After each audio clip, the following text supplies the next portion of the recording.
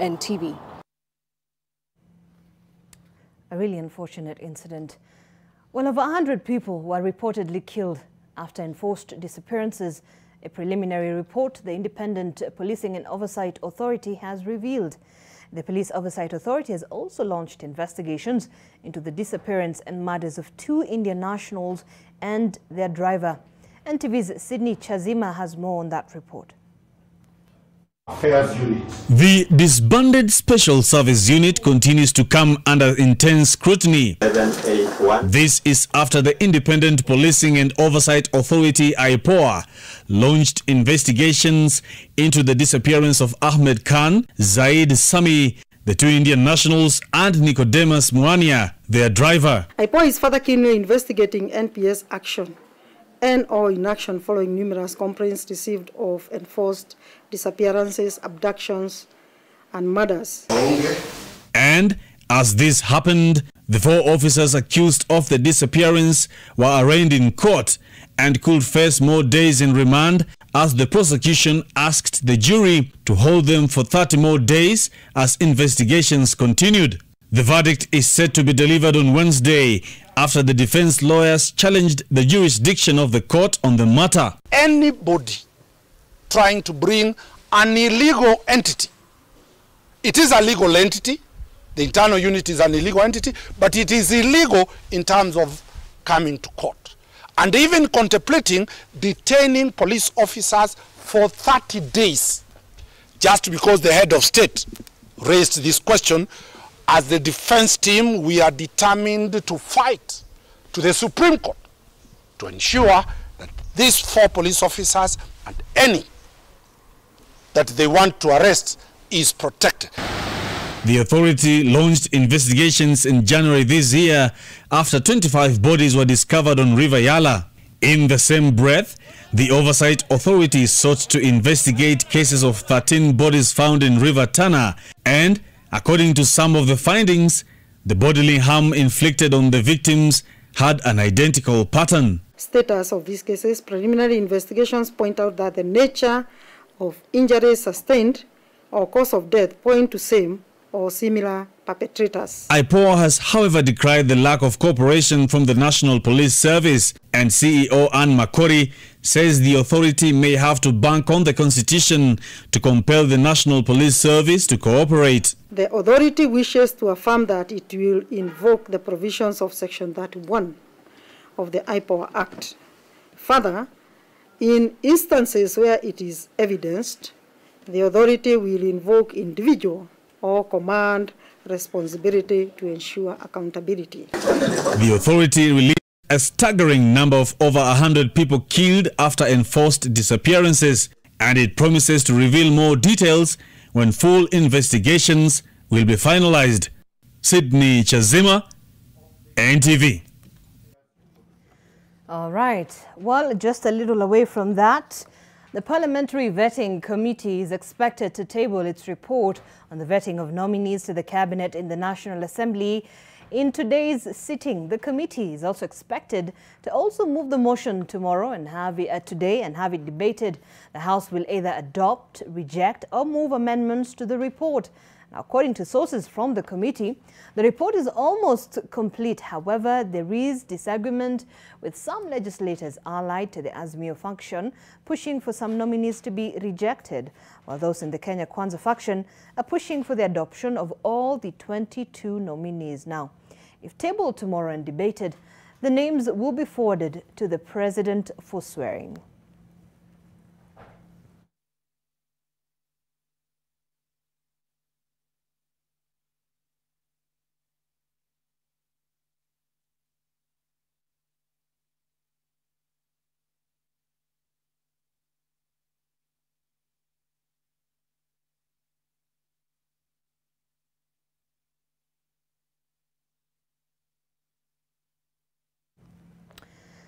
Well, the Ethics and Anti-Corruption Commission, EACC, has written a letter to Meru County Governor Kawira Mwangaza seeking responses to at least 4 complaints that have been raised against her, among them nepotism. The Meru Governor says she has not received communication from EACC, Mwangaza has been asked to explain why her spouse, Murega Baishu, has been attending official county meetings and issuing directives to county employees, yet it's not clear whether he's a public officer or not. Also on the receiving end is Homa Bay Governor Gladys Wanga, whom the Commission has accused of irregularly creating positions within the county. Duncan Khaemba has more.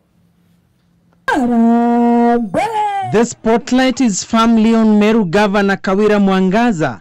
This time, it is the Ethics and Anti-Corruption Commission, EACC, that is demanding that the first-time county leader shed light on 4 allegations leveled against her, barely 2 months after forming her government.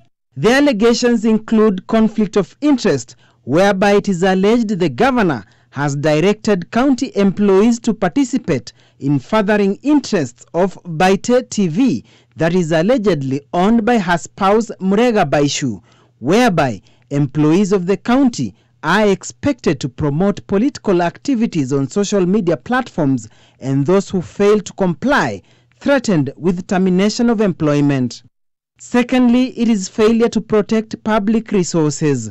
It is claimed that the governor has directed the Meru Teaching and Referral Hospital to spend all income at source, contrary to Article 207 of the Constitution and Section 109 of the Public Finance Management Act.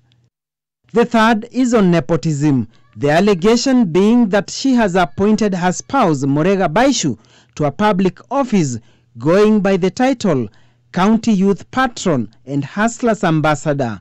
Further reports indicating that Baishu has been attending official county meetings and issuing directives to county employees, yet it is not clear whether he is a public officer or not.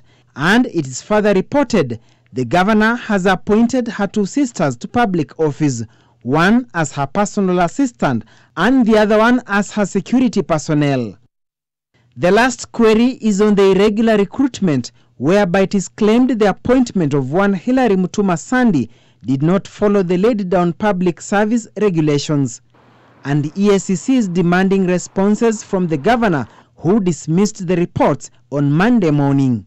We, as the county government of Meru, we have not received any formal communication from EACC. On its part, EACC has confirmed sending the letter to the governor on Friday. After the service, we are in a very good position to give all the relevant answers to EACC. Also on the spot is Homa Bay Governor Gladys Wanga, whom the commission is accusing of irregularly appointing 11 advisors, 10 in her office and 1 in the deputy governor's office, as well as creating 6 positions of liaison officers and 4 in the governor's delivery unit. Yet that is the responsibility of the county public service board.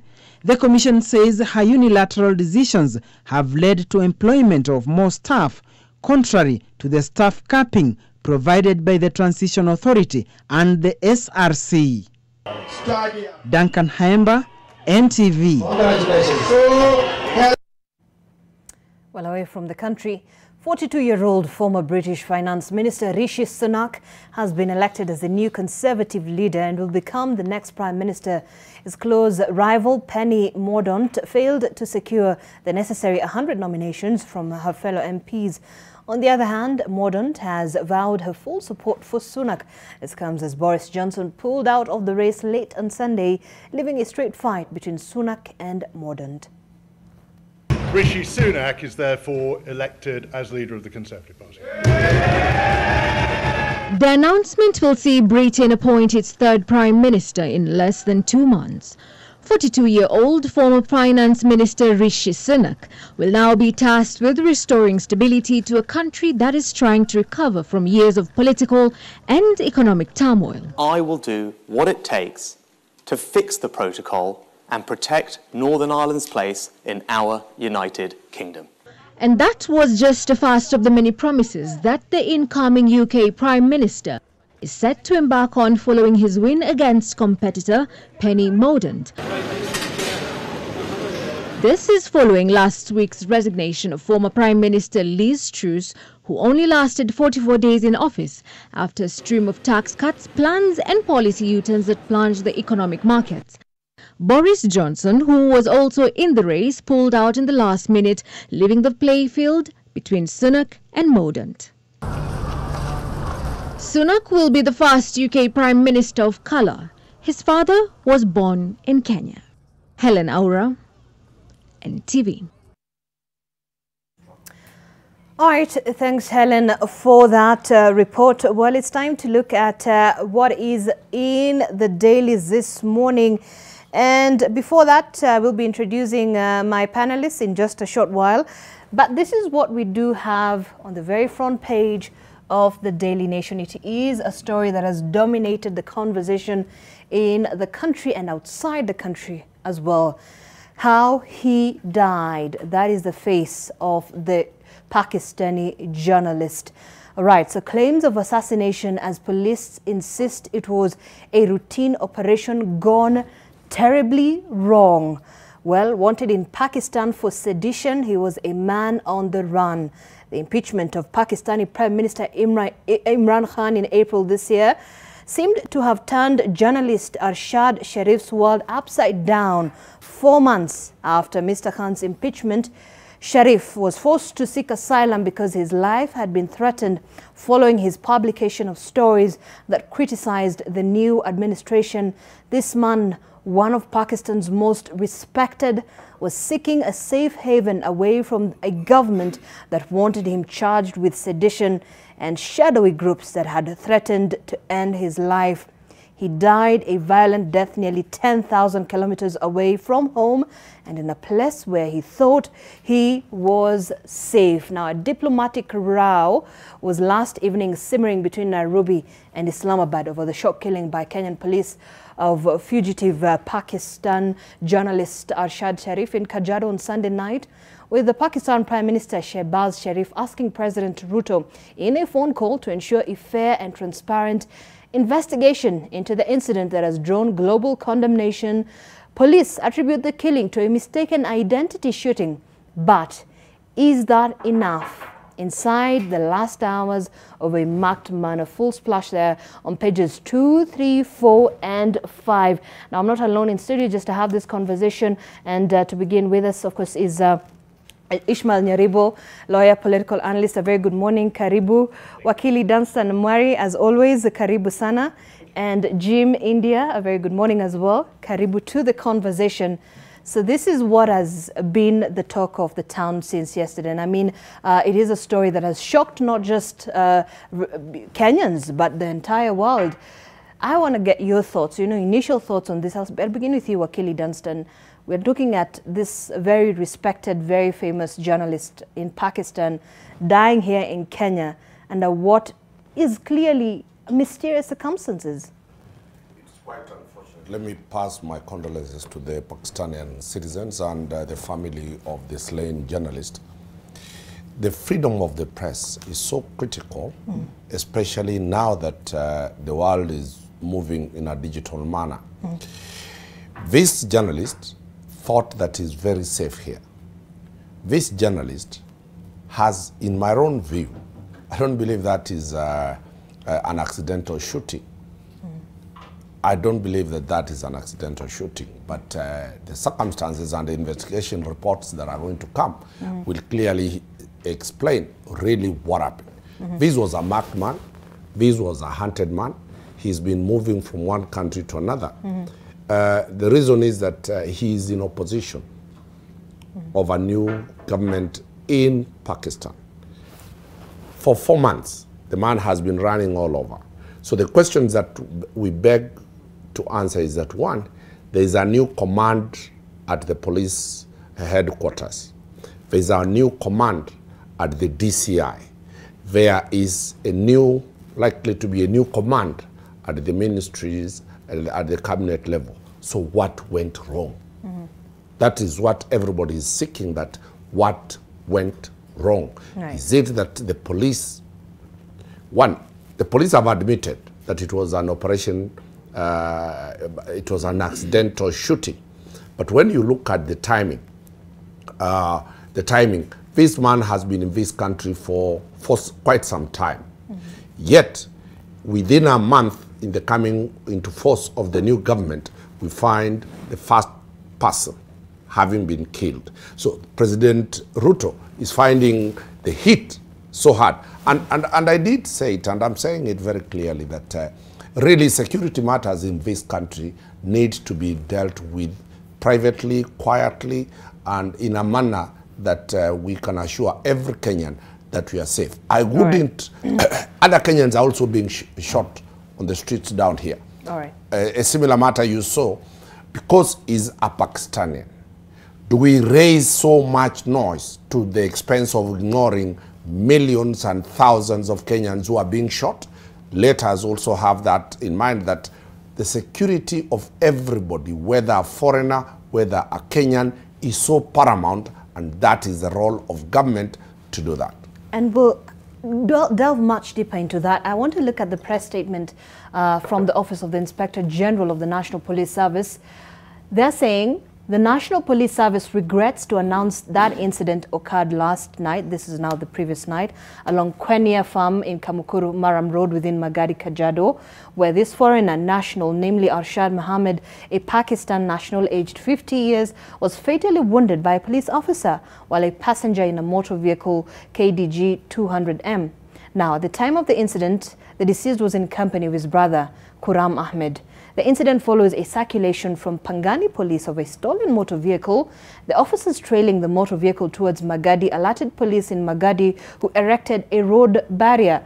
Now, the deceased motor vehicle came upon the police barrier, which they drove through. It is then that they were shot at, fatally injuring late Arshad Sharif. And the National Police Service says it regrets this unfortunate incident. Competent authorities are currently investigating it for appropriate action.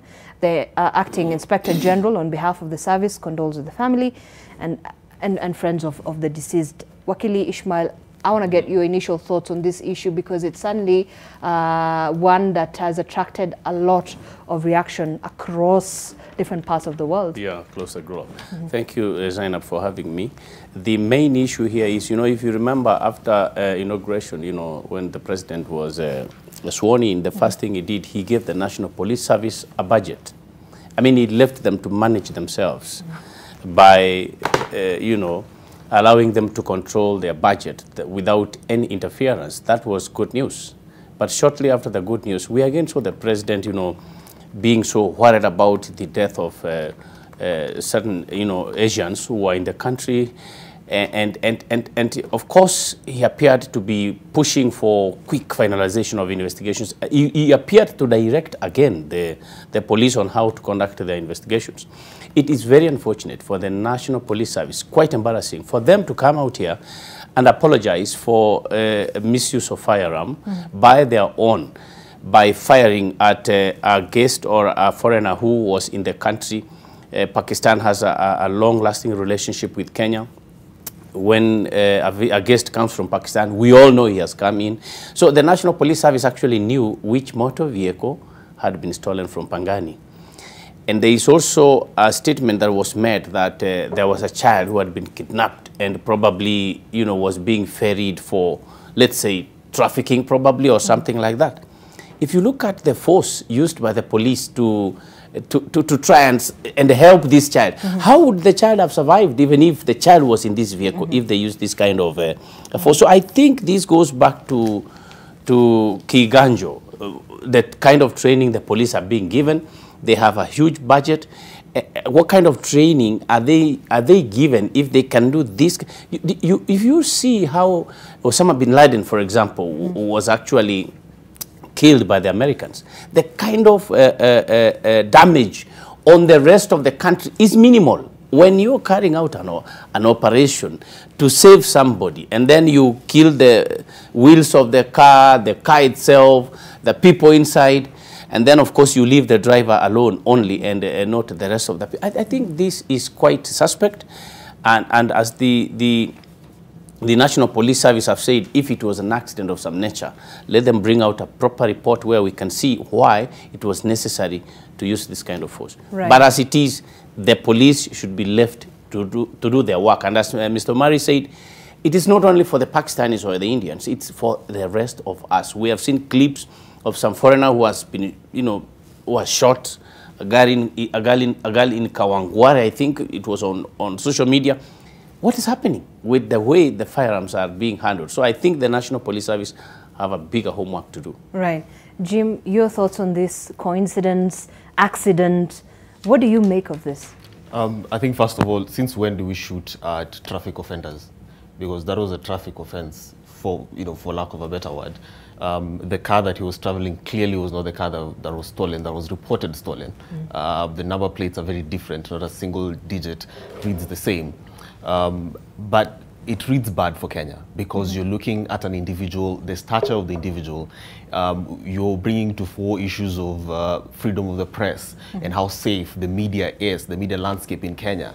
If journalists are to then start speaking about their safety, how safe are people who speak on such matters? Do you feel safe in a country where an international journalist like Arshad could be murdered in your own country by a case of mistaken identity? Then we release press statements and say, we regret. The most that we do is say we regret. We have, Dunstan was talking about the different commanders that we have. We have a new commander-in-chief of the armed forces. For crying out loud, this is a diplomatic row that needs to be settled once and for all.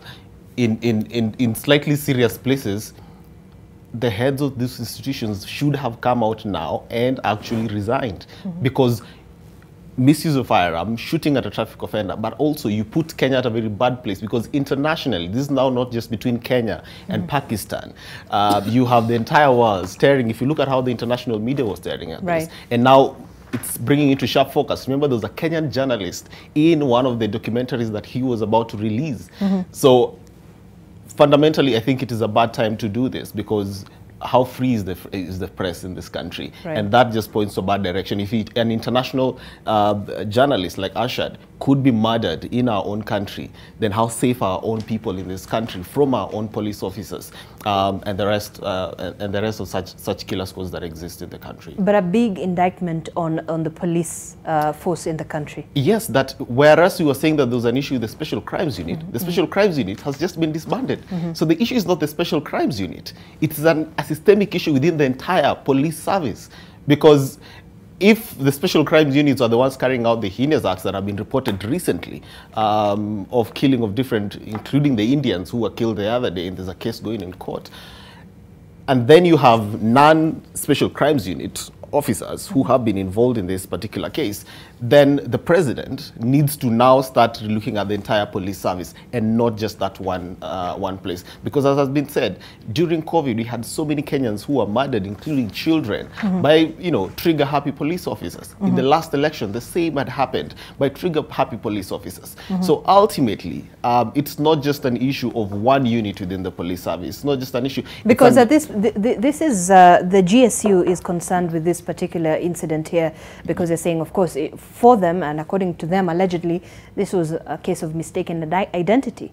But then you have the GSU officers now implicated in this. Now you have the GSU implicated in that. And so the president has to do a bigger job of looking at how do we restructure the police service, how do we go back to Kiganjo, as Wakili was saying on the other side, to retrain really the mindset, because it's a mindset issue. How do you ensure that we stop looking at civilians as enemies of towards police officers, but as friends?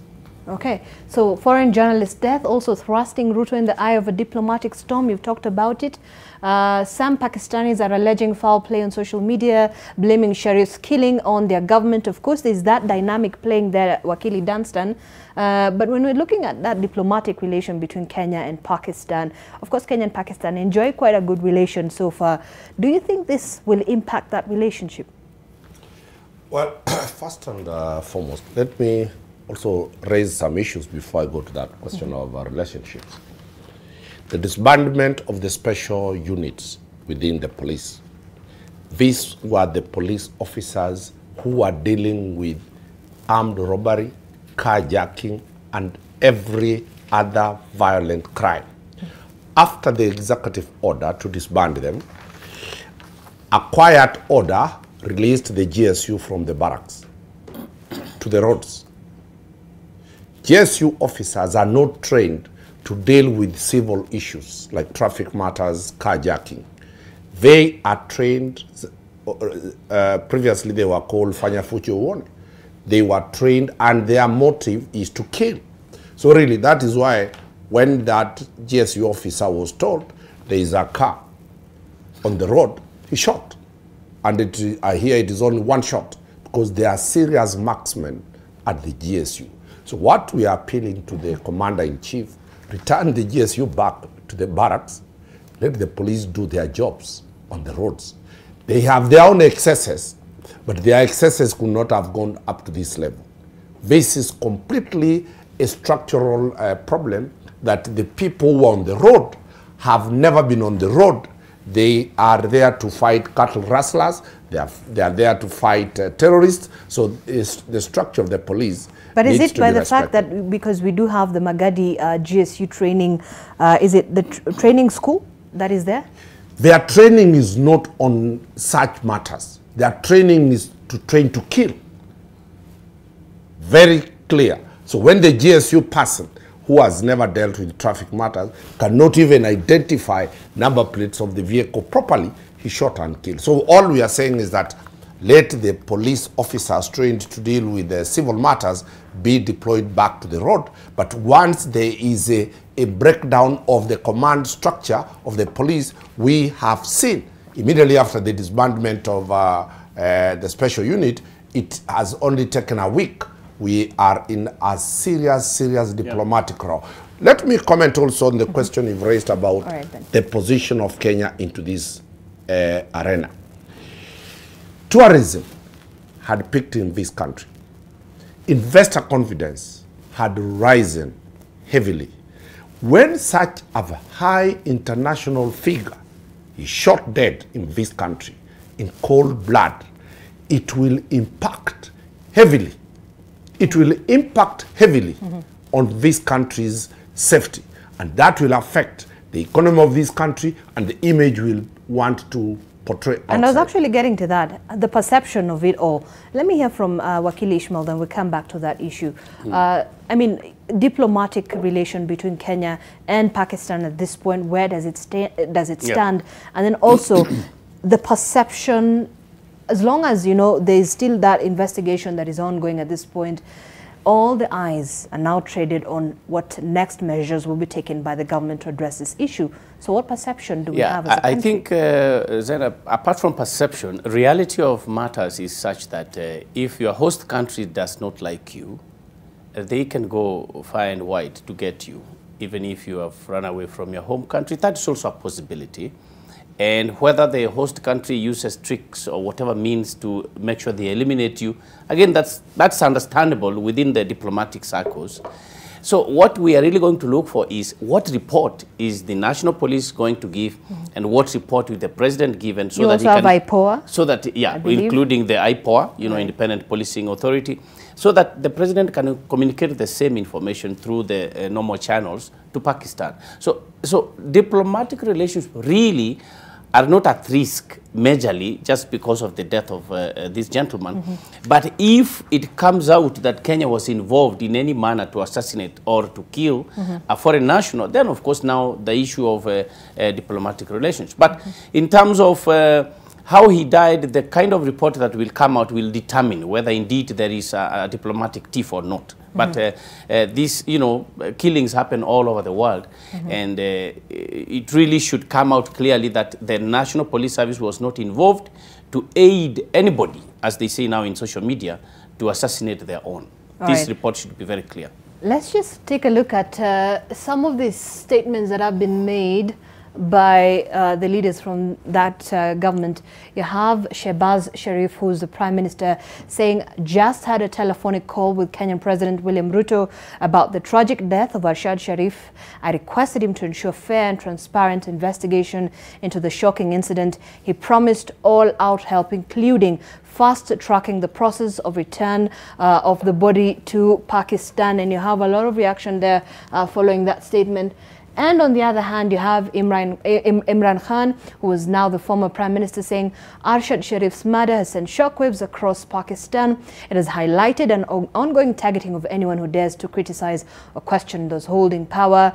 When will our senior judiciary act to ensure citizens' fundamental rights enshrined in the Constitution are protected? So you understand, I mean, this dynamic is quite complex to this point, where you have the politics, local politics in Pakistan, and now trickling down to Kenya because of the murder of this very renowned journalist from Pakistan. Yeah, as you say this, what really must come out clearly, Zainab, is we cannot hide behind what is happening in Pakistan. Right. We must bring out the killers, we must question the police, and they must write a very good report on how his murder, occurred. That's really, to me, the main issue. Right. But Zainab, maybe just to remind us, in 2018, there's a journalist, Jamal Khashoggi, Saudi journalist who was murdered in Turkey. Correct. And it was alleged that Jamal was murdered by Saudi operatives within Turkey. And immediately, everyone started pointing fingers at Turkey. And what the Turkish officials did is they came out, did their own investigation, and said, look, this gentleman was not murdered by our own people.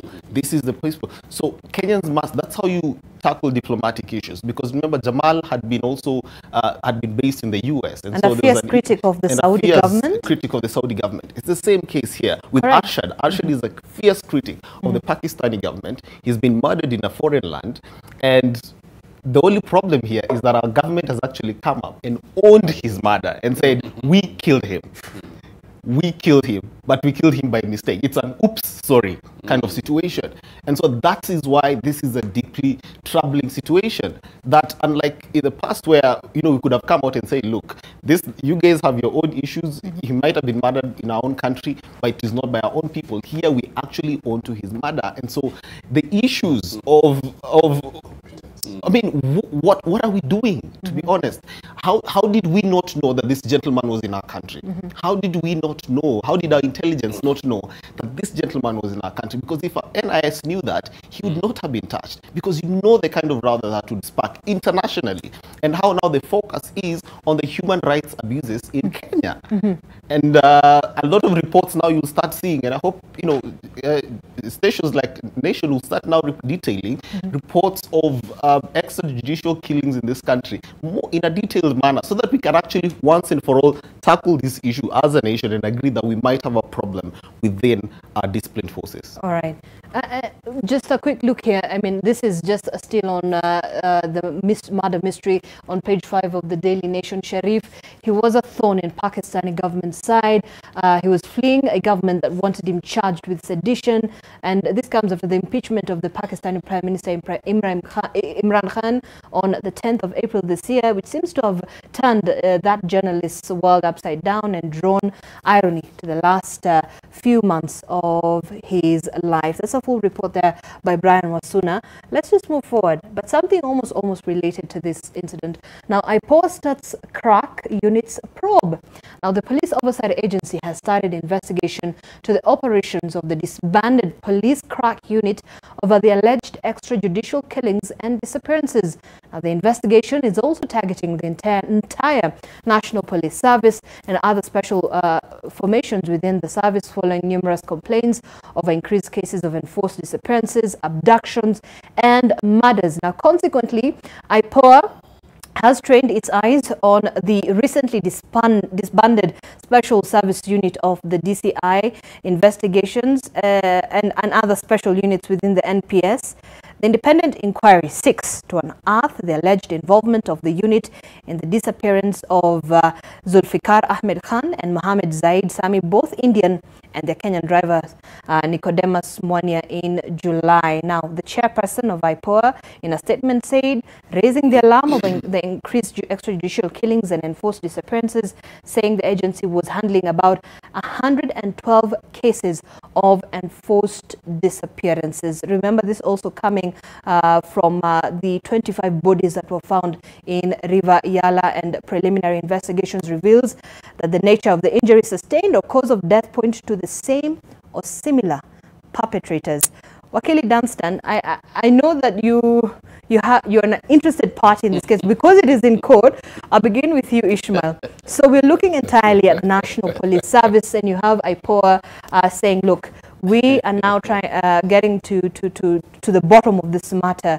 But some have accused IPOA of being a little bit too late. You see, yes, as an advocate also I am prohibited, though not in the same case, not to delve into matters that are in the court. Correct. Nonetheless, yes, this is just in terms of generally assessing this the situation. Right. You know, I want just to mention two things. My colleagues might have another view. Police reforms have been going on since independence, and they will be going on even after the President William Ruto leaves office. Police reforms are not limited to Kenya Kwanza, government. They are not limited to Azimio or to Jubilee. Police reforms go on. Let me tell you why police reforms go on. Because crime mutates. Crime is not the same. The way it was done in 1963, today it is done differently. It is sophisticated. We have cybercrime, which we did not have that time. Today we have bold people who want to kill others right in the street in front of everyone else. I mean, today we have, families are being, attacked by fellow members of the family. So crime has mutated the way the population of Kenya has grown big and sophisticated. That is how crime has mutated in this country. Therefore, apart from the special unit, we used to have flying squad. We used to have another squad. I don't know, it was called what? Kwe squad. We've had all these squads before. Correct. And let nobody cheat us. Squads are created within the National Police Service. They are not created out here by us. They are created within the National Police Service. And it is not at the order, at the behest of maybe Minister for Internal. No. It is the way police reorganize themselves. There are criminals sign up who actually are, you will be surprised, they don't look like they're human beings. They can do anything. They can do. I mean, you've had, this country has been faced with terrorists who come in, they just go into the military itself, and detonate themselves. And so if you try to neutralize the police powers by trying to issue some executive order, you will actually be endangering citizens of this country. I don't agree that a squad should be created to kill innocent people. But we have the homicide, for example, which is trained to know exactly how a person was killed.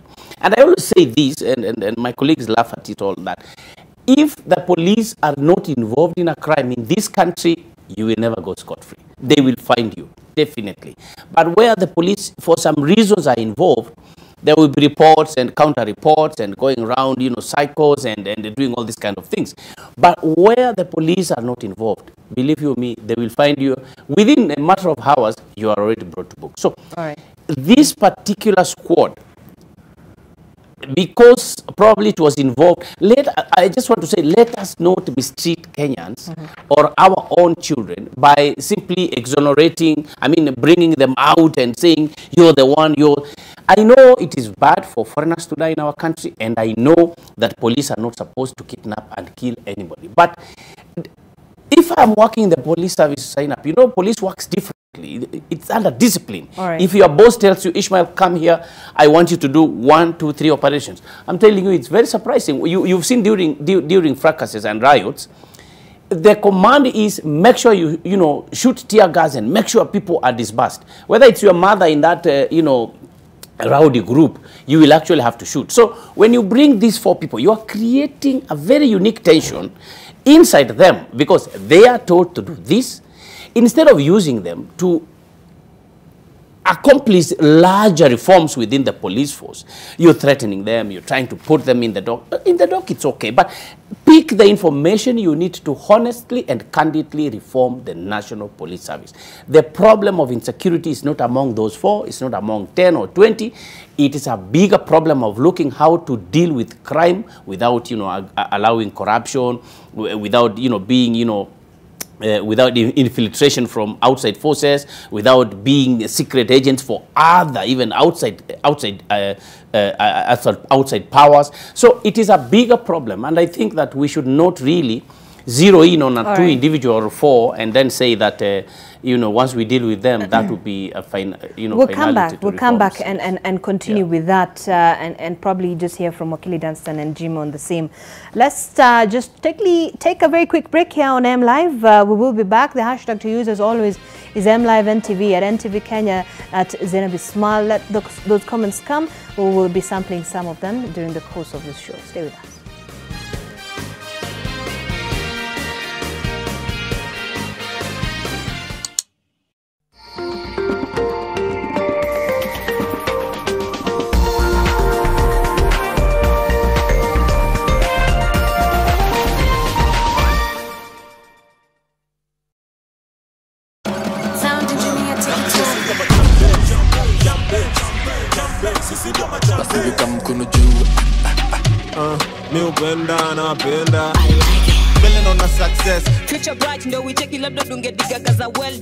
K2 Mix on NTV. This is how we do it, this is how we get down. Discover the exciting world around the showbiz and celebrity news, the hottest mixes from top DJs, mind-blowing interviews on your favorite entertainment show, K2 Mix, only on NTV.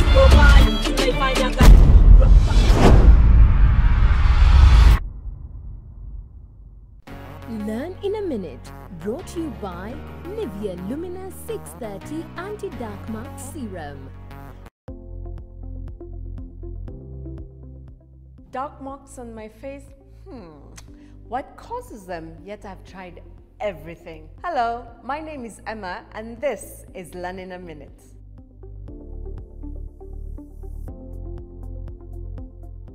Dark marks are caused by different factors such as sun exposure, skin inflammation, for example, acne breakout, aging, or hormonal imbalance, leading to melanin imbalance and appearance of dark marks on the face. Let's start with dark marks from hormonal imbalance. It mostly affects us ladies and can be in the form of hyperpigmentation during pregnancy, where a lady's skin complexion completely changes. But panic not. Solution iko. You need a serum that regulates this hyperpigmentation and also prevents any reappearance. I'm thinking Nivea Lumina 630 Anti-Dark Marks. It starts working from day 1 with visible results in just 2 weeks. My name is Emma and this is Learn in a Minute.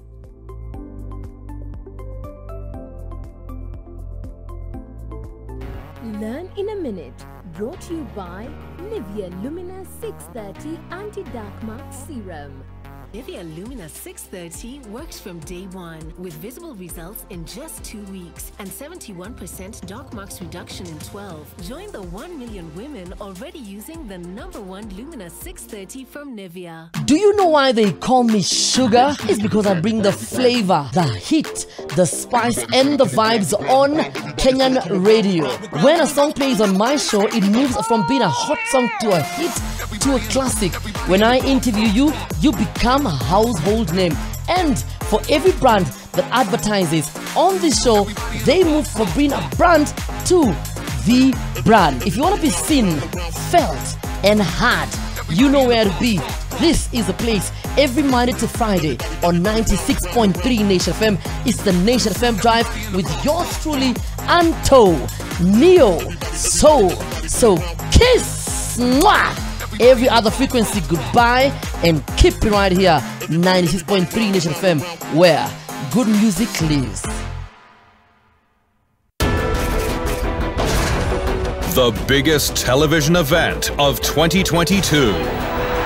The world's most watched sport. The biggest names in football. Every team. The build-up. The venues.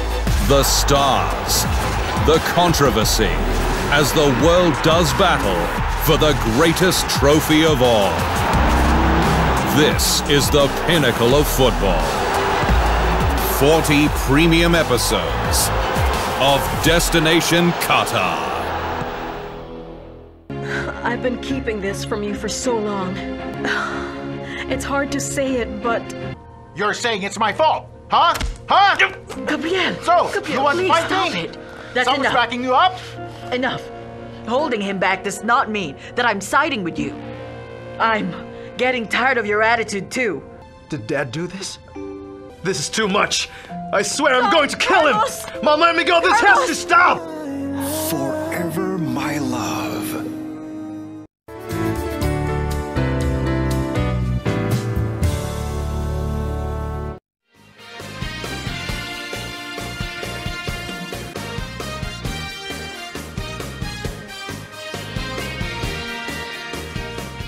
All right, thank you for staying with us. You're watching M Live on NTV. Still taking a look at what's in the dailies, and it is the killings puzzle. Still looking at that IPOA report there, starting to crack the unit's probe. There's a list of the missing persons found in Yala River there, released by IPOA. A number of 19 names. I will not be able to mention all of them, but it's also related to this other issue, still on security. Indians and their driver were taken to forest and killed. Investigators say allegations the three were marked men and it was a matter of time, not if, they would be killed. Court papers detailing how 4 policemen shared out roles in the assassination of the 2 Indians and a Kenyan. Now, a damning affidavit filed at the Kahawa Law Courts yesterday detailed how 2 Indians and their Kenyan taxi driver were trailed, abducted and killed inside Aberdare Forest by a 4-man squad from what they're now saying the disbanded Special Service Unit of the DCI. Investigating Officer Michael Kiria, in a sworn affidavit filed in court yesterday, said the 3 were marked men and it was a matter of when and not if when they would be killed. However, the affidavit does not highlight the motive for the murders but sheds light on an alleged killer squad ready to pull the trigger and working closely with the other rogue elements within the DCI. These are the 4 police officers that have been indicted in this and have been allegedly involved in this. Peter Muthe, Francis Mwondo, John Mwangi and Joseph Kamau at the Kahawa Law Courts yesterday in Kiambu County. They have been accused of killing the 2 Indians and the Kenyan taxi driver. It is a matter that is still in court. We actually do have the defense lawyer here in studio just to give us an in-depth analysis, perhaps just a quick run through of what is expected. So we do know that these men did not take plea because the National Police Service, through the Internal Affairs Unit, has filed a miscellaneous application seeking to detain the 4 suspects for 30 days pending conclusion of investigations. But Wakili Dunstan, you were protesting this move. I wouldn't want to talk the merits of the matter. Correct. As an advocate who is in conduct of that matter. The only question we raised, an internal affairs unit is created under Section 87 of the National Police Act to deal with domestic matters concerning the police. Internal matters. Internal matters include when an OCS has decided to transfer the husband of a constable police officer so that they can have such issues. Those are what is contemplated in Section 87, that they will deal internal matters. The consumption of that report or any action is to the Inspector General of Police. What they can do internal unit is to suspend, reduce the salary. It's purely internal. We have not gone to the question of whether they will be detained for 30 days. This is a preliminary point of law that we need to know. Can internal unit go to court and ask for detention of people for 30 days? The only known entities that can do that is IPOA, the DPP, the DCI, and for the public health officers under the Public Health Act. None of, and the ESCC. None of those is provided for as an entity that can go to court to ask. So that is purely a technical question and the ruling will be done. But I'm looking at the functions of the Internal Affairs Unit. Function 1, which is receiving and investigating complaints against police. So this is a complaint that has been lodged against within the police officers. It does not state here within the police. I wouldn't want us to deal much because the court is going to interpret that. All right, correct. And we are moving to the judicial review of the High Court today, because you can see the complaint. Can they go to court? The question is, they can receive complaints. Can they go to court and say, we have received a complaint against Ishmael, detain her? The simple question we are asking, within the broadcasting media house like NTV, there is the HR department, there is the logistics department, there is the media department, there is the editorial department. Each has a particular reason why it is there. So the court will make a decision, but I'm very happy that IPOA has come out very clearly that that is their mandate. Kenyans created IPOA to deal with the excesses of the police. People are dead. IPOA cannot fail to take their job because we pay taxes for them. They cannot go to make public pressers instead of doing their job. So what we are saying is that let the entity created by Kenyans do this job. Internal unit is not created and mandated for that job. The former head of internal unit is now the DCI. If the DCI comes to court, the DCI has the powers to arrest, to detain, and ask for this. So that is a question that is very, very technical, whether they have the capacity legally to move to court. We, as the defense, we are not saying our clients should not face the full force of law. They are, by perception, accused by the mob that they did extrajudicial killing. The fact that they are a suspect, they should also not face another extrajudicial process in court by an entity not known by law. They must be dealt with under Article 47, they must be dealt under Article 49 and Article 50, a fair criminal process. That is all we are asking. The content of whether they are guilty or not will be dealt with when facts have been given. For now, we cannot allow, because it's like you walking to court and saying, Ishmael came on your show here and Ishmael came with a beard. Detain him. The question the court should ask itself, does Ishmael have that legal capacity to detain Ishmael? No. The police can do that. And we are going to see the dog section shortly. The police dog section moving to court and saying, this journalist should be detained because we don't like his argument on TV. We created entities. They have the mandate. Let them do their job. That is only as per that thing. Right. I wouldn't want to deal much more into the questions. Because this matter is still in court. Yes, yes. But of course, the arraignment of the four gentlemen has suddenly opened a can of worms.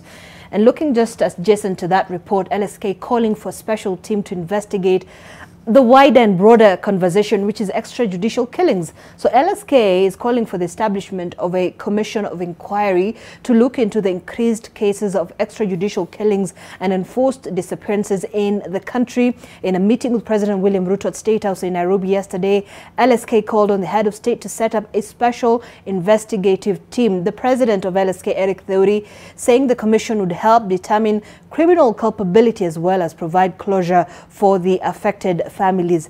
Jim, would this help? Yes. I only bring one angle to the benefit of Kenyans. Right. People are targeting their guns on the DCI. In that affidavit, you'll see that there is something called the multi-agency team.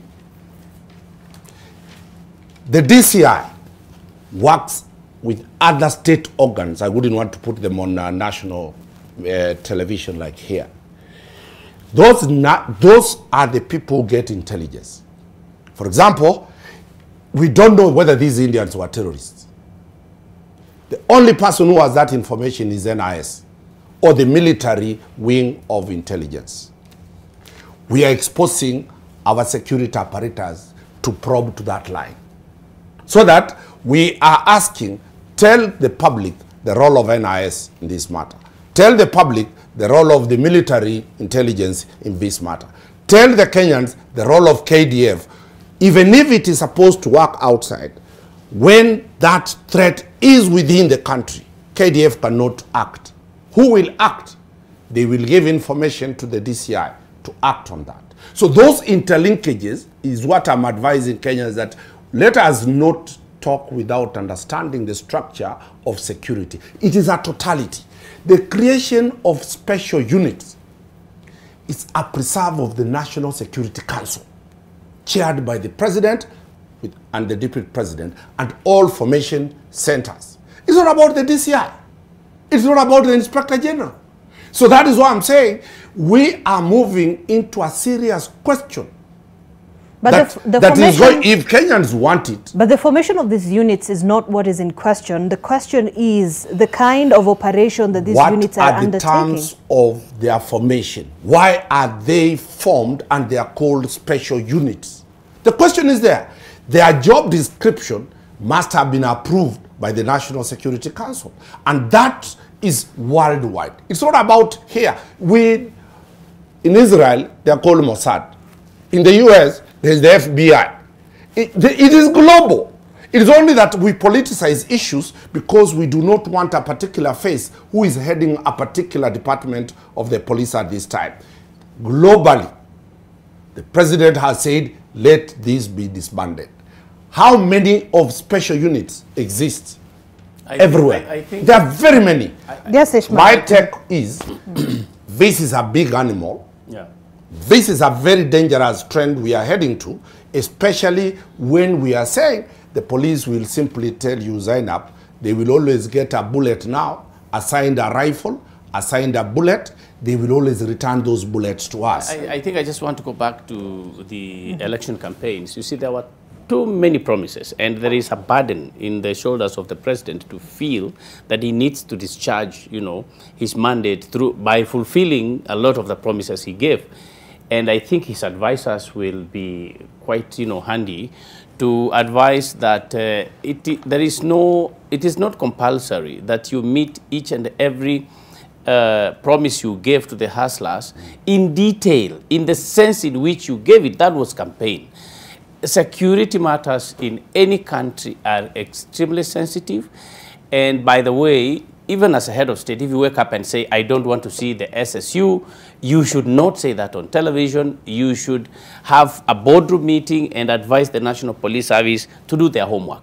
So that when these gentlemen could have been brought to the court without any drama, they would still be charged. But this is a matter of national interest. That is very true, Zainab. But when criminals are sitting somewhere, they are not actually operating the way we are operating here. They are not civil. They are not gentle. The way they are looking at how the nation is having the discussion, for them, it's when do I strike so that I benefit? Because criminals are really people who want to go ahead to take advantage of every single step you make. Even when the head of state is speaking, criminals are looking at him, cartels are looking at him.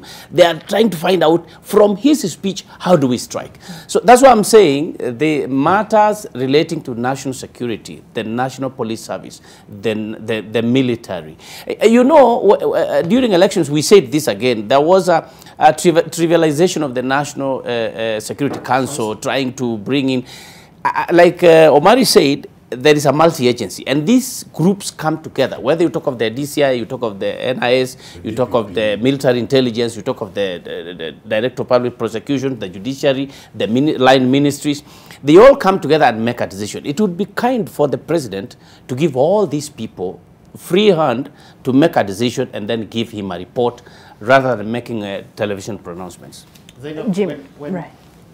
When you've not spent sleepless night worried about a loved one who's disappeared, when you've not been worried sick because you're calling your friend and you can't get them on phone, when you have not lost people that you know and have been murdered in cold blood by police officers in Mathare, in Kibra, people that you know, when lawyers like Willie Kimani walk out of court and just die, when the Kianjoma brothers just trying to go about their hustle and just die, then it's easy to say that we're trivializing this matter.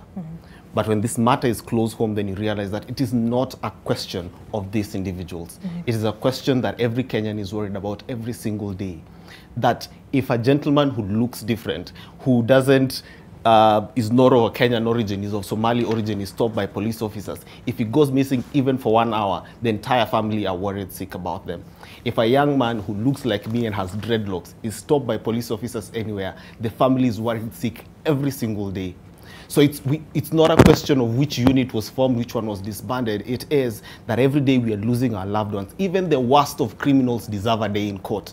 We cannot be here going to court to defend the Constitution, then allow for certain ways in which we can deal with such matters in an extrajudicial manner. Fidelity to the law means that even our worst of enemies deserve a day in court. That's why terror suspects are taken to court. They're taken to court because they have the right to go to court and to a fair trial and a fair hearing. And so no matter what happens, as we reform the police, the formations have to go all the way to even the judiciary, because what has been said is that the police do their job, arrest criminals, take them to court, and then these gentlemen or ladies leave court, go back to the streets and commit the same crimes again. So is it then, should we just murder them? Are we running away from saying that there's a problem with also our judicial system? So our best bet is let's just murder these young Kenyans, because a lot of them are young Kenyans dying every day. Is that the solution? Why are we afraid of them? And the word reforms, police reforms, as has been said, it's been going on forever. But did we really reform anything? We inherited a lot of this from the colonial government, where the police was actually a weapon of Her Majesty, the Queen, and the colonizers, which they used against us, Africans. Whenever we rose up, the police were actually sent out to kill, to murder, and to keep you in order. And so when we got independence, we inherited the same ideology and the same mindset, that the police remained a weapon of the state. And so when they're a weapon of the state, it means that they're deployed at the whim of the state, that you're worried sick. Every time that I make pronouncement on this station, I'm worried of what exactly am I saying, because I do not want to constantly be looking behind my back and worried on who did I offend, who might actually target me, and deploy the police as a weapon at their disposal. So those are the issues that we need to deal with. Then go ahead and ensure that when criminals are taken to court, because criminals do exist, and some of these individuals who've been murdered are criminals, but when they're taken to court, when they have their day in court, then the process is speedy, it is fair, and that justice is actually seen to have been done. So for me, the conversation and the president, he needs to get away from a lot of the poetry that he's been engaged in and start governing in prose. If he's serious about reforming that unit, then it needs to start from the police, but needs to go all the way to the judiciary to ensure that we actually give every Kenyan a fair hearing in court. I thought I got it wrong, but actually he has finished very well. Yeah. You know, when the president speaks, he actually breathes life. Let's be honest. When the president speaks, quote unquote, it's almost like God is speaking to the country, And when he speaks, his voice vibrates differently to different sectors of the society. So my last point on this issue is security matters are extremely sensitive. When the president speaks about security, the vibrations going down to the agencies is different. If you look at the time when we were bombed at the Westgate, you remember there was miscommunication, lack of coordination, and we lost quite a bit. When you look at Dusit too, there was proper coordination because the language, the message coming from the top was clearly heard. So that's what we are saying. But he has actually put it correctly that we should avoid poetry and all that. And I think that summarizes what I was reading. Let me contextualize only in 2 minutes. Kenyans, you are aware, under Michuki, what happened with Mungiki. We were not able to move anywhere until Mungiki used a special unit to clear Mungiki. Mount Kenya region and stages in Nairobi and the slums were okay. 2, Kenyans are aware what happened in Boni Forest, what happened in Lamu, what happened in Kwale. The tourism sector was completely dead. Kenyans are still alive to what happened at the American Embassy attack here, what happened in Garissa University, what happened at Westgate, what happened at Dusit. Kenyans are still aware what was happening in terms of the areas of Ngong Kiambu when it was a really issue. Kenyans are still aware they could not go to the bank's ATM to withdraw money. You go in, as you get out, you are taken. Kenyans are still aware the carjacking menace. So all I'm trying to tell Kenyans, special crack units are specialized to deal with that particular question. And I'm telling Kenyans, we are now alone. The president's security is intact. As the security that is supposed to take care of our property and our lives. But is that a fair assessment, Wakili Dunstan? I'm only saying, kindly let me finish. Right, okay. Because I'm telling you for free, I'm defending more than 100 police officers who were arrested by a poor. Those are matters in court. And slowly, you will start seeing the police asking themselves, you gave us a gun for what? If you are telling us we need to arrest, we should get all these guns and bullets and sell them to Uganda. Because the police is the monopoly of the violence. Why a police person is given a bullet is one, to assess the situation. If necessary force will be required, they'll use it. Two, to defend themselves.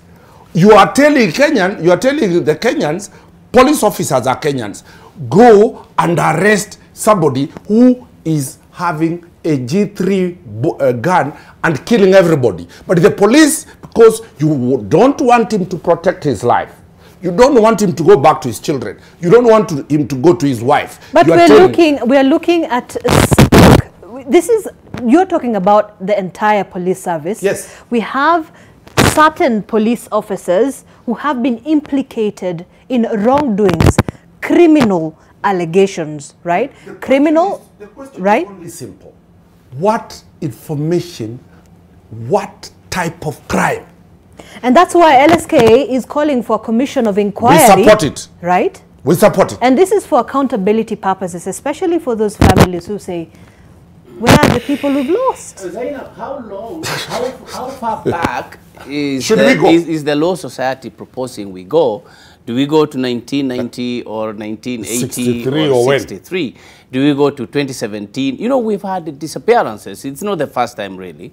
So how far do we go? Do we say, okay, the country wants to heal, let's go all over back to 1963, like the Lands Commission, the Ndungu report on land. It went from 63 to date. Yes. So these are some of the issues we are saying we need a national debate, and there should be no rush about it. We can agree whether we start in the year 2020 or we start in 2017. I mean, we know that there have been disappearances, but we should agree as a nation, how far back can we go? Jim, you wanted to respond to this then?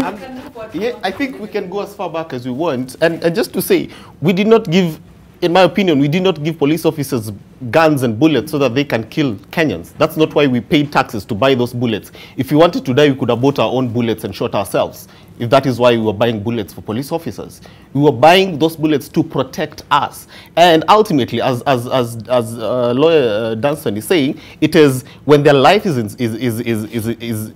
in question, and here they are threatened, and as a matter of last resort. But when you see clearly a lot of the cases that have come publicly, there might be cases that we're not aware of, a lot of them are Kenyans who have been shot at.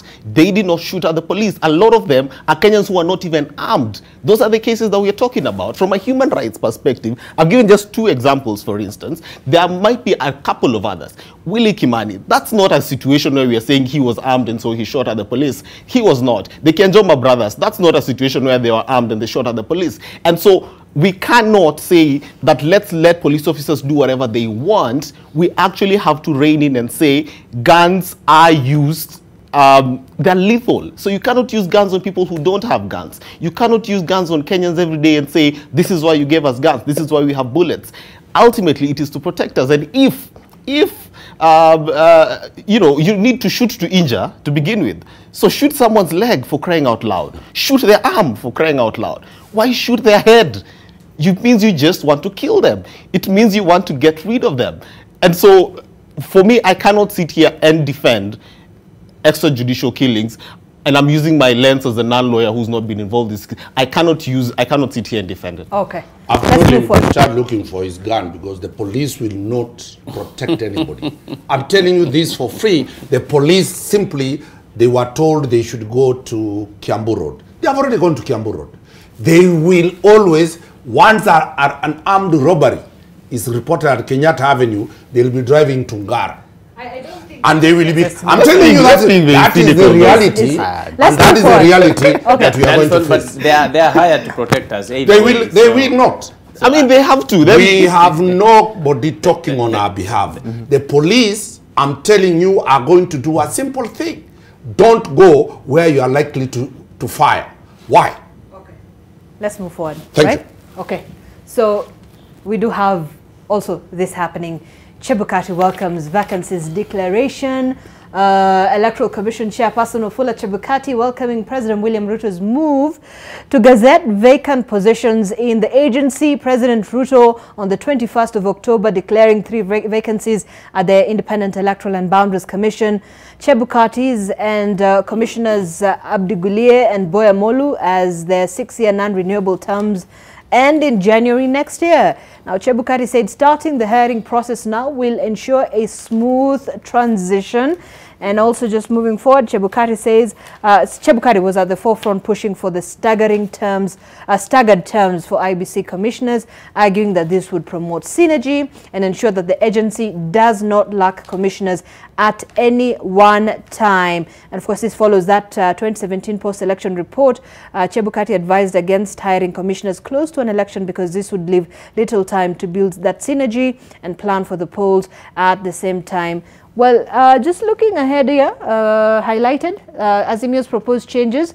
Last month, Azimio leader Raila Odinga, speaking after returning from Zanzibar, declared a push for major institutional reforms at the judiciary and the IBC. Azimio set a 2024 deadline for the planned reforms, which some officials have indicated could include sacking the entire IBC team and having another one in place at least 3 years to the 2027 general election. Some of the proposed changes are reverting to purely manual voting and transmission of results. IBC now uses a hybrid manual voting and electronic transmission system, and redefining the role of presiding officers in declaring poll results. Ishmael. Well, I think again, IBC has also been calling for reforms every now and again, but I don't think it's beneficial for the country for us to go manual again, just because of the kind of disputes we have been having, the kind of haggling, you know, the kind of fights that normally go on during nominations and all that. I think that the IEBC should independently do its work, and declaration of the vacancy is the duty of the president. I don't know why Kalonzo Musyoka was really upset with it. It is important that recruitment is started in earnest and in time, so that those the country can have those who really are competent and willing to serve the nation at that capacity. But reforms must go on at the IBC to ensure that Kenyans are at peace with themselves. They can reconcile their figures at the polling stations and the announcements at the election center in Bomas. Right. Dunstan, so Azimio la Umoja, One Kenya views it, this is led by Wiper leader Kalonzo Musyoka, you had him speak earlier on, views it as suspicious that Chebukati was taking what he calls early retirement when IBC was planning to oversee pending by-elections. Musyoka claims that this was part of a wider plot by Chebukati to influence some decisions before he leaves office. The official opposition have no business supporting the government of the day. The government of the day have no business listening to the opposition. What matters is that these are political formations with divergent political interests. What will carry the day is the law. What does the law say? Chebukati's term is coming to an end in January. He must move what is called terminal leave. The days he has not gone on leave, he must go. IBC will still be there, call it in any other name, but the management body for elections is a permanent fixture, because this country in the constitution says it's a democratic country where elections must be held after every 5 years. So the question of recruitment. Do you read anything sinister in what Chebukati? All these are political talks. Chebukati will be dealt with within the law. He will go on leave. He will preside over elections if his term and leave days allowed. And Azimio should wake up from this being paranoid of Chebukati. Election will be conducted, and the elections that are going to be conducted have no relationship to the presidential elections. So in my own view, I think the law should be followed. For example, on recruitment of Chebukati, the job will be advertised. Ishmael or so-and-so will apply for that job because he is more than 15 years in practice. So the law is clear in terms of replacing. Of great importance, the reformation of IBC, there is a Supreme Court judgment. This petition, Raila Odinga versus William Ruto, has provided clear separation between operation and policy. So the reformation of the IBC will be in tandem with the judgment and prescription that have come, one, from the Supreme Court. Two, Parliament is going to sit and discuss the Elections Act. Every Kenyan remembers that the Elections Act that were passed 2-3 weeks before the elections must be discussed properly so that we have a way out. It is a political process. IBC is a political entity, but it is a constitutional commission. Politicians have a stake in whatever happens there. They will raise non-issues to be issues. They will raise issues to be non-issues. We must cope with that. But the law will be supreme in dealing with IBC. That's saying that the government has no business to listen to the opposition. Please, you should revise that statement. I mean, the government has business to listen. Maybe not to do exactly what the opposition is saying. I don't know, this must no, that's the right position. They will listen, but if they have the majority in parliament, they will move with their... So the question is, will the opposition be able to muscle enough members in parliament to stop what the William Ruto government wants? But remember, if those numbers are misused, the terrain of numbers in parliament, which Uhuru Kenyatta had, the courts are there. We shall move to court to challenge any decision that comes from parliament that is unconstitutional. All right. That's the beauty of democracy in this country. Jim. I think it's I mean, Chebukati's term was coming to an end in January of next year. And one of the things, if you look at many of the recommendations, even from observers, has always been, we cannot have commissioners in office 2-3 months to elections. That's where you end up with all these many factions of people declaring results left, right, and center. When you create a commission early on in advance, then that, budgets then follow those functions and ensure you start funding the IBC early on in time. And then, we get our house in order and election preparation start early enough so that we're not doing last-minute preparations. But as for the other issues therein of what Azimio wants and what they don't want, those, as has been said, those are political movements that will take place in Parliament, which I maintain is our weakest link in this democracy. So we don't have that much confidence. So let's hope that the lawyers and the judiciary will be our best bet here. All right. Look, we have to take a break. When we come back, we'll just briefly discuss this issue of 5 cabinet nominees who've divided the committee on appointments of the National Assembly, and it is the suitability of 4 of the cabinet nominees that is dividing the committee of the National Assembly that vetted them last week as it rushes against time to table its report. This report should be tabled by Thursday. We'll look at the names that have come out from that and what are some of the dynamics playing there.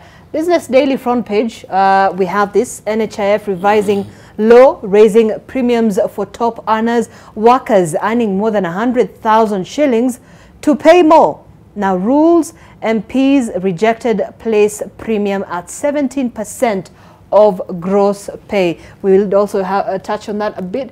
And Taifa Leo, wageni wa Ruto walivyo uwawa. It is what has been following up also on the Daily Nation. Safari ya mauti ya raia wa India waliokuja nchini kumsaidia rais kwenye kampeni zake kabla ya uchaguzi mkuu uliopita yaanza kubainika huku washukiwa wakifikishwa mahakamani. But of course that's what we just spoke about. And finally, This is on, okay, so this is not the correct date of the East African, so I'm just going to move from that, but I'll come back to this.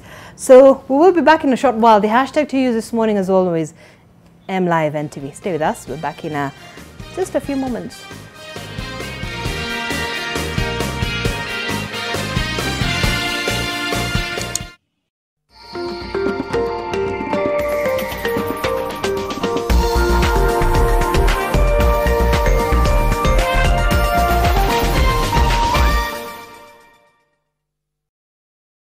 On my doc marks, I've tried everything from A to Z, even vitamin C, but hardly any results. Nivea Lumina 630 works from day one, with visible results in just 2 weeks and 71% doc marks reduction in 12. Join the 1 million women already using the #1 Lumina 630 from Nivea. You made a promise to me, Mickey. Have you forgotten? No, listen, I didn't promise you anything. I thought I'd be able to do this. I really thought I could leave this job, but I couldn't. Then why did you tell me you were going to do it? This is precisely why I wanted us to meet, to clear things up, to answer possible questions, etc., etc. Am I interested in either of you? Yes. You're desperate for her. That is enough, Amaranta. I've made my decision. If you don't like it, you can leave. You are such a liar. We're going to see how Ezekiel can believe you now. It's a miracle! Huh? It's a miracle! It had to be you.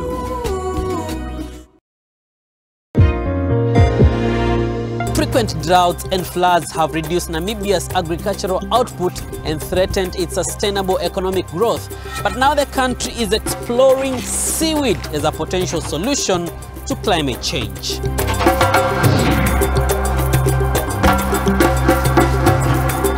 The African gaming industry has been growing very fast over the years. This week, I interact with developers and gamers in Kenya to understand the emerging opportunities in original, locally produced games.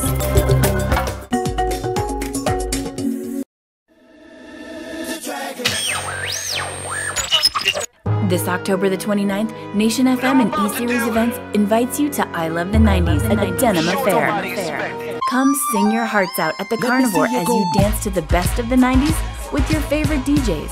DJ E, the legendary DJ Ben, DJ Gitchboy, DJ Vanny, and Nairobi's freshest MC, Gustavo. Tickets are 800 bob advance and 1,000 bob at the gate. I Love the 90s, a Denim Affair, powered by E-Series Entertainment and Nation FM.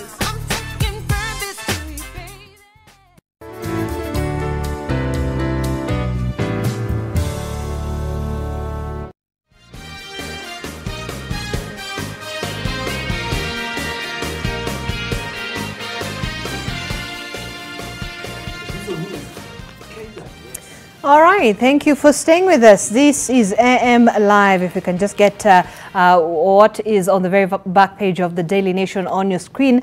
5 cabinet nominees divide the committee on appointments of the National Assembly that vetted him last week as it rushes against time to table its report by Thursdays. Now, members of the House Committee on Appointments from the Azimio la Umoja One Kenya side are uncomfortable with former Meru Senator Mithika Linturi, who has been proposed as the Agriculture CS nominee, Penina Malonza for Tourism, Zakaria Njeru Lands, and former Malindi MP Aisha Jumwa for the Public Service. Now, also drawing resistance is former Central Bank of Kenya Governor Njuguna Ndung'u, who was nominated for the National Treasury and Planning docket. Sources within the Azimio group who did not go on record, did not want to go on record, say the nominees are not suitable and that the president should nominate other suitable Kenyans. According to one of the members of the Azimio team in the committee, and they're saying, and I'm going to just quote what they're saying, these nominees are not suitable to serve in the positions we vetted them for. If the committee will not agree with our view, we shall definitely draft our minority report. Now, a minority report or a dissenting opinion by a committee member on a matter before them is provided for within the standing orders. It's basically a protest note by committee members against a decision taken by the majority. Now, Ishmael, when we're looking at this, President William Ruto is hoping to have his government in place as soon as possible in order to, start his government business. But there seems to be hurdles and obstacles that will be placed along the way in terms of the cabinet nominees. Sure. Which is why, Zainab, I said the president did his campaigns. The campaigns were completed. He came in. Or is it just politics? And he has been very faithful. I'll come to that. He has been very faithful to reward his friends and the team players. Right. But no, it's not politics, Zainab. This is these are honest and genuine concerns. Right. Aisha Jumwa would become the Minister for Public Service. You know, when you talk about public service, you're talking about highly learned technocrats helping this country. PhDs, masters, you know, learned men and women in very interesting fields, actuarial science, astronauts, you know, all these kind of qualifications. That will be led by Aisha Jumwa. There is no problem, by the way, in having your grades what they are. If you got E, D, F, whatever you got A, those are your grades. No one should really make a big fuss out of it. But how will the public service, Zainab, how will they feel when you see public service bringing out a notice and saying applicants are hereby invited for the position of director for you know, agriculture something, or director for such and such services, and the qualifications are masters is an added advantage, and the policy maker in that docket will be a person who actually did not get near a good qualification. So in my view, the president was in a hurry to reward his friends and his team players, like he clearly said, and he's very honest about it. I think we must really congratulate him for the way he's loyal to his friends. But I think that when it comes to these nomination, cabinet nominees, there was an error. And Azimio should stand their ground to ensure that they give the country, you know, correct people. You are talking about, you know, hustlers will go to power. I think the youngest person in this appeared to be 42, 45 or something like that. And the poorest person in this among the nominees was about 100 million or 100 million, yes. That's the lowest. So really there is no hustler here. There is no young person here, if you please. So because 45, yes, you are young, even 60 you are young, but in terms of definition of youth in the country, we should have seen people of 29, 35 years being nominated. So I think that if the nominating committee will be honest with itself, they will return some names as not qualified. I agree entirely on this one with the Azimio people. Let's hear from Wakili Danstan. We're talking of these couple of names. Mr. Linturi said that he had 35 civil cases in court, revealing too much information that had not been asked for. On top of that, you have, let me get, on the nomination of Malonza, a majority of the committee members were in agreement that she cannot be the face of Kenya given how she performed during the vetting, saying she's timid and lacks coherence of the docket she's been nominated for. You have Njeru, was described as lacking the required competence and experience. I mean, what do you think? What is the fate of these cabinet nominees that have been highlighted? Let me declare that I've had interest because Waziri nominee Aisha Jumwa is my client. Oh yes, correct. And that one I have got to be very Wakili, you have a lot of work to do. I have a lot of work to do. Number two, the question about who becomes a nominee. The Constitution, because as a lawyer, I'll put it to perspective. One, a qualification of a degree for cabinet ministers is nowhere in any law. The qualification of a degree is a technocrat called the principal secretary, who go for interview, and they are being interviewed now at the Public Service Commission. Third, the nomination of who becomes a cabinet secretary is purely discretional to the head of state. Because these people serve the head of state. They form cabinet. President Ruto has nominated 22 names. Then these 22 names will not go through an academic interview, like what is happening at the Public Service Commission. They go through a political interview. The first political interview is that they have appeared before the committee. The committee will vet and come out with recommendation. Is the committee's recommendation final? No. Very many people have gone through the committee recommendation and the committees have said they cannot go. So approving or Winzy is one of them.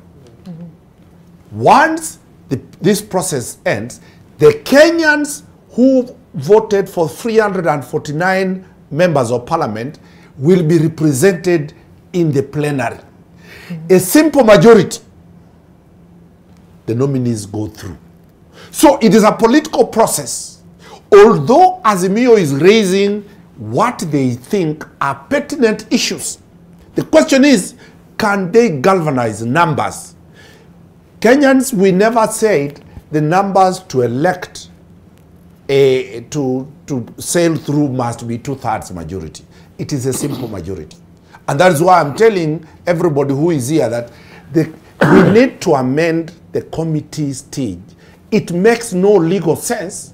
It makes no constitutional sense, because even if they come with any report, the final person is the member of parliament for West Mogrango, Steve Mogaka, who will vote.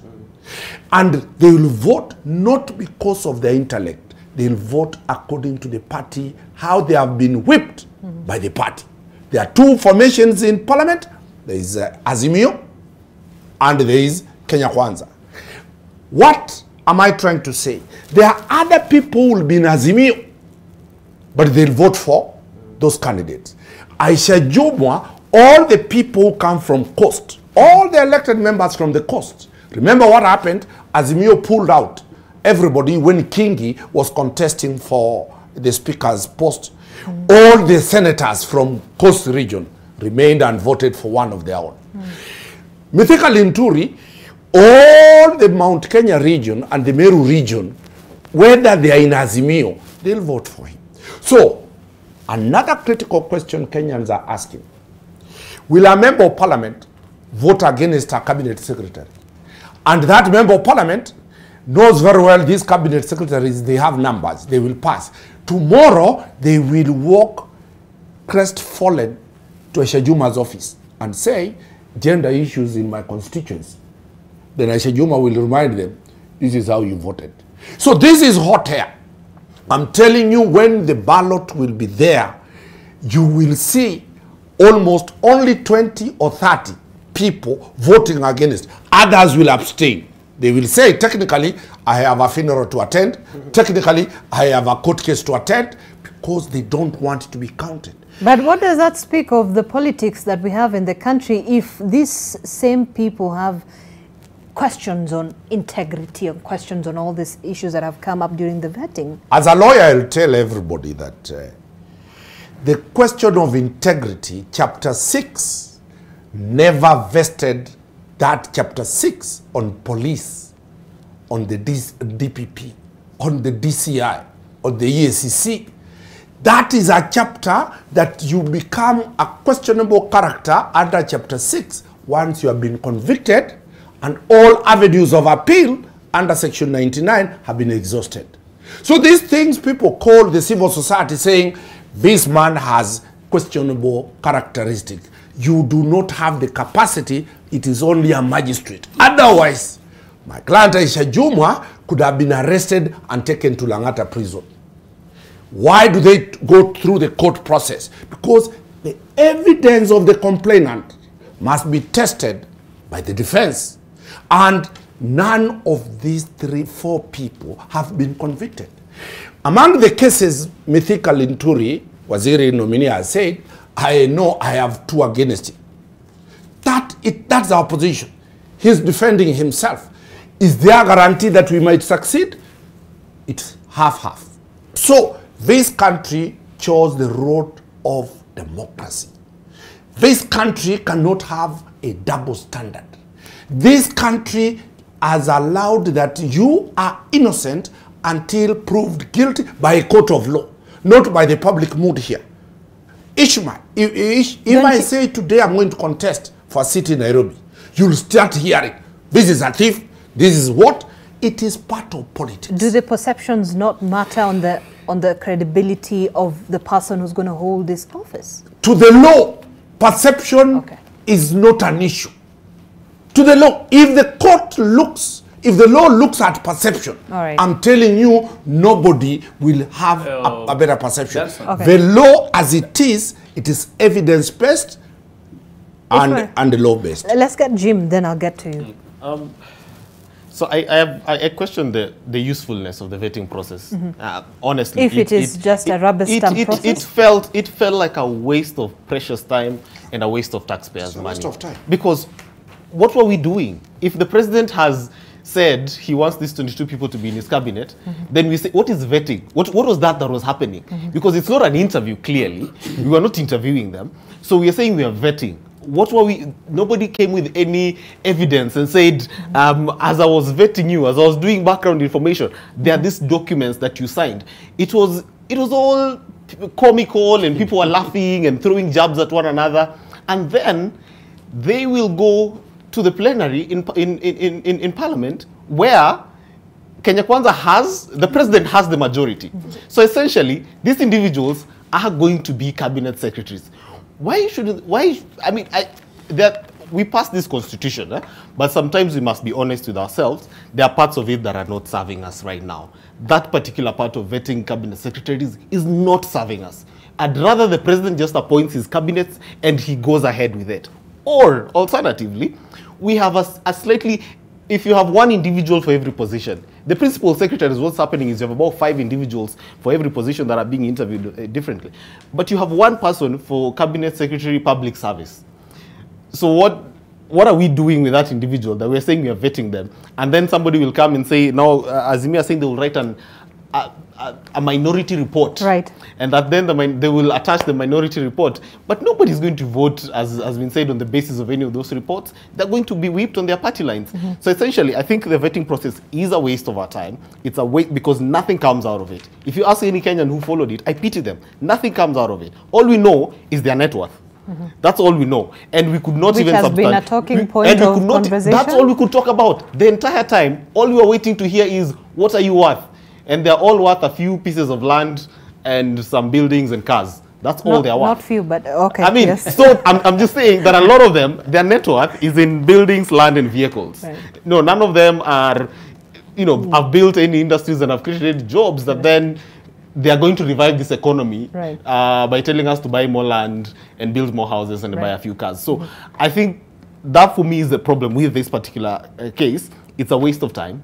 Nothing is going to come out of it. The president is going to have his way. The minority might have their say in Parliament, which is okay. But we could have saved a lot of money and a lot of time by just going ahead and having them, approved or whatever it is that is being done. Ishmael. Zainab, this analysis, the kind of analysis we do helps this country. And that's how media houses did their own research and said we need some kind of analysis going on. This function is very important to the media house, and actually you are heard all over the country and all over the globe. If you look at so therefore, I'm trying to encourage my brothers that even that vetting itself is not for nothing. We will grow into something. If you look at, there's one nominee who has been retained from Uhuru regime, Monica Juma, for example. Right. Who is that lady? You have to assess her. What did she do for Kenya, outside Kenya? When you say that these ministers, they whatever they are, let them come. These are not people who are going to serve the head of state alone. They will actually serve Kenya outside Kenya. They will be representing us in several international forums. They will be speaking for Kenya. How are you going to send, for example, Malonza, if you say she's timid in an interview, and tell her to address New Yorkers on behalf of the country? How will we feel when she fails to actually deliver? So these are not people who are not qualified per se, but at least in terms of representing the country, the people, and again, William Ruto has proposed to Parliament, hey, these are my people, vet them for me. So you are not obligated to accept them wholesomely. You can say, yes, Your Excellency, this one may not serve you and may not serve the country better. But as to whether they will vote again, like Dunstan is saying, let me tell you, miracles can work, and I believe that Kenyans... I believe Kenyans... No, let me tell you, I believe Kenyans are clever. So I still believe that... No, but looking at the... I still believe that some nominees actually will be rejected, even at the full house. I mean, because they are not going to serve the country. They are probably going to be very good to the president or to themselves, but they may not serve the country. So we shouldn't be tired and say...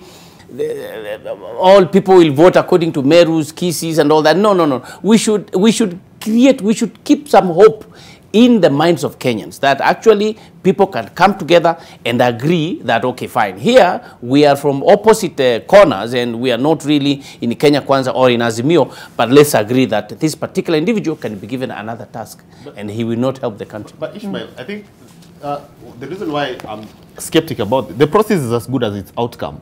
The process is useful as well as its outcome. So the outcome of this process is one, what I'm questioning, that the outcome is very obvious. But also number two, we know Parliament, as I said earlier, it's our weakest link in this democracy. It has not shown once before, at least in recent history, and the kind of divisive politics we've had, it has not shown its ability to be bipartisan. It has not shown its ability to go against the political leaders, which is the president and the leader of opposition. Most of the time they vote according to those party lines. So that's why we are skeptic in that there's no track record for Parliament. So even the miracle that you're saying, that might require the second coming of Jesus. Let me correct him. Monica Juma her name was presented by President Uhuru to be a CS. Yes. Parliament rejected. The committee rejected, plenary rejected. But the reason why they rejected is the argument then, the political class was that when she was a PS, she never entertained any politician in her office. So these politicians ganged up, because not that she did anything wrong, because they were going there to get handouts. Other PSs were giving them handouts. So when her name came in, she was flawed. In fact, even now, that is why the president never slotted her for that position of a CS. She slotted her a position as an advisor where she does not go to Parliament for vetting. So these politicians are very interesting animals. It is us. We elect them. Don't talk about a politician as if nobody voted for them. What you vote is what goes to Parliament. The decisions that come from Parliament are not the politicians' decisions. They are our decision because this is a representative type of democracy. So we need to ask ourselves in 2027, are we likely to elect the same that we are going to see? But my proposal is so simple. We should amend the law so that once the president is elected, he names his cabinet and they are sworn in, they start work immediately. All this drama, as my good friend is saying, it's for what? The amount of money spent on those committee meetings. They even sat on Saturday. It's me and you paying that amount of money. Why don't, because and we know the outcome. But it is a legal requirement. We need to amend that law. It is a legal requirement that serves nobody. It only is an expense on Kenyans. It has slowed William Ruto from working. Remember today, he's still depending on Matiangis and the rest because the process in Parliament must be complete. Another process that has gone through, that is at the Public Service Commission, again those people will be brought to Parliament. Ambassadors will be brought to Parliament. For the purposes of ensuring that the people who take leadership positions in those... is there any decision contrary we expect? No. Do we still need them to come? Does it make sense when anybody nominated by Kenya Kwanza because of the tyranny of numbers is automatic? We do not need to waste resources over what is obvious. And that is what I'm saying in my own view. Parliament should scrap away this process and allow the president... A democratic process that is there in law to go back to a process where the president has unilateral powers to just appoint? I think the scrutiny, Zainab, is very important. And I think we are being dehydrated by political power. You know, Kenya Kwanza has wielded a very strong power, and I think the feeling is they are so powerful and all that. And we are being dehydrated by that kind of narrative, and it's not correct. The truth of the matter is we need to scrutinize these people. We need to, you know, even by that vetting alone, we actually get to know who is this, where do they come from, how did they come here. And I think that kind of information is very important for citizens to reconcile themselves with the kind of campaigns and politics that they've.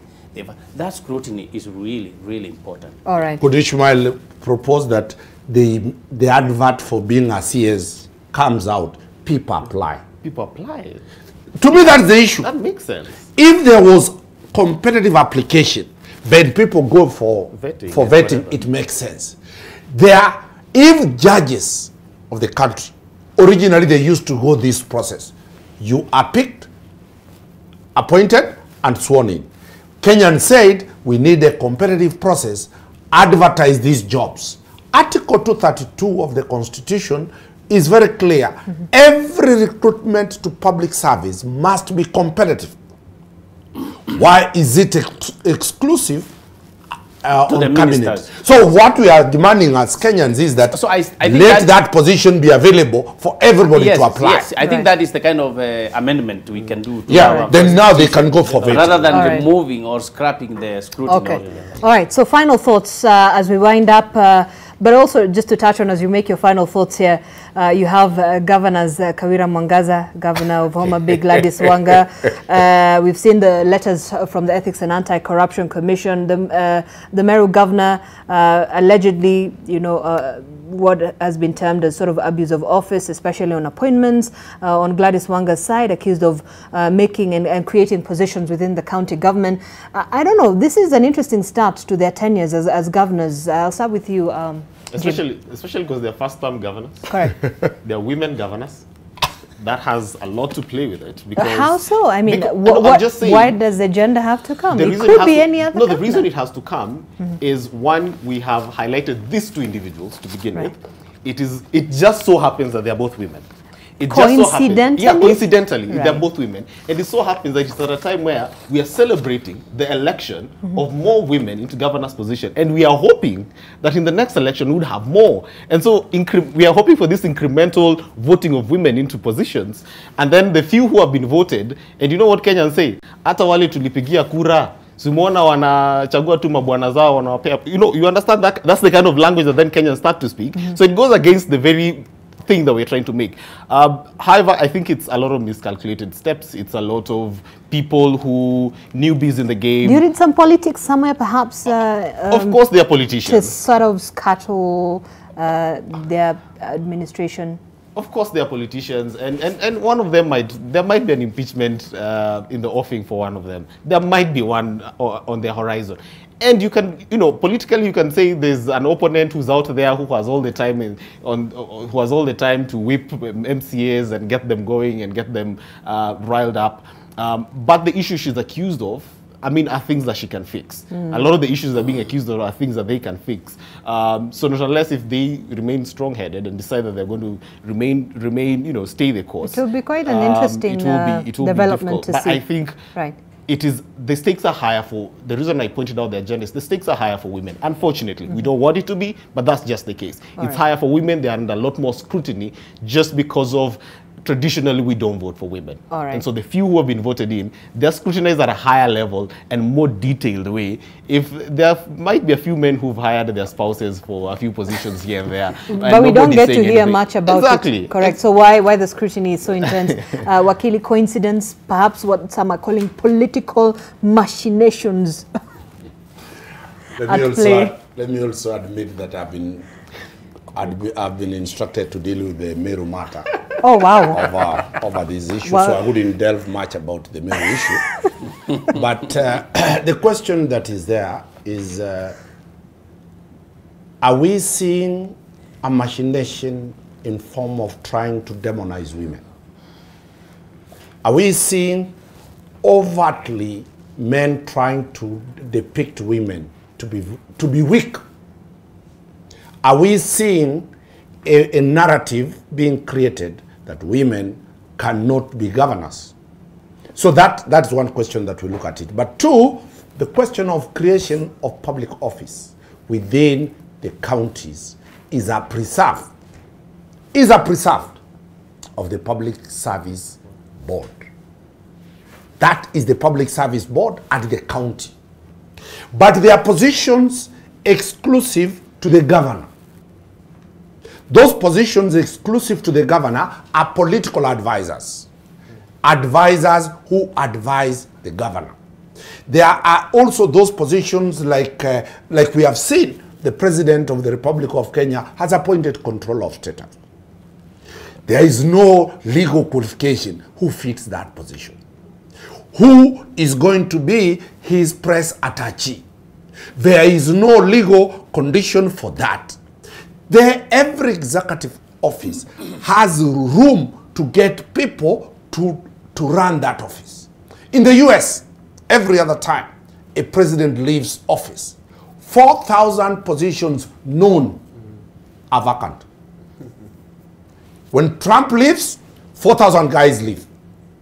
When Biden comes in, 4,000. We need now, as a country, to put those positions so that it is very, very clear whenever a governor leaves, these positions are there. I've had a chance to argue, for example, on personal assistance to the governors who lost either by impeachment. All right. And the court was very clear that these people don't serve the governor. They serve the person. And once that person leaves, they live together. So there is nothing wrong appointing a husband. To me, I'm very clear, there is nothing wrong appointing a wife. Under the law, I can't remember the law, there is a law that deals with the spouses. And sisters? Sisters are Kenyans. If we go on the question of competence, 232, no, and Article 23 and 22, nobody should be discriminated by virtue of being a sister, by virtue of being a brother, by virtue of being a spouse. If we put like that, because everybody is a relative of every Kenyan, because all of us are Kenyans. And Wakili, we are running out of time. This is certainly a discussion we need to have on a much deeper level. But Ishmael, very quickly. His governor, Mr. Omari's governor, is having a tiff with the deputy about appointments, and the governor is complaining that the deputy is presenting his relatives and friends and all that. I think he'll advise his governor to be fair, to recruit people. I didn't want to talk to my county government, but we blocked from going to the village. But give me a minute. But let me say this. Leadership is not a bed of roses. Leadership is very complicated. I became a leader when I was a young boy in high school. You know, I don't want to go into details. You've seen here Green Park in Haile Selassie Avenue. It's a whole good, structure, but nobody wants to use it. Leadership is not a bed of roses. And I think campaign time, you appear to be so handsome, so beautiful, but now people are rejecting you all of a sudden. So leadership is complex, and people should know that they go into office to serve people. And the same people they serve can actually reject you. So let us be prepared to give people service. All right, fantastic. Thank you, Wakili Ishmael Nyaribo, political analyst as well, Dunstan Omari. So many cases. Wish you all the best. Also political analyst. Thank you. And Jim India, political and governance expert. Thank you so much, gentlemen, for coming in this morning to have this discussion. This is where we wrap it up on M Live. But don't go away. Winnie Lubembe is here for your world. Winnie, good morning. Good morning. It's good to see it. Interesting conversation on leadership. And of course, there's so many facets when it comes to leadership.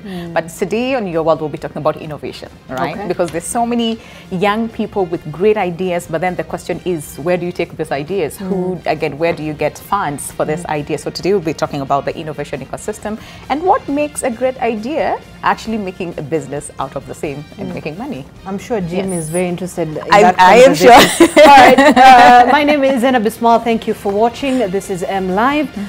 We wrap it up here, but coming back in a short while, Winnie Lubembe will be taking us through Your World. Stay tuned. Have yourself a good morning.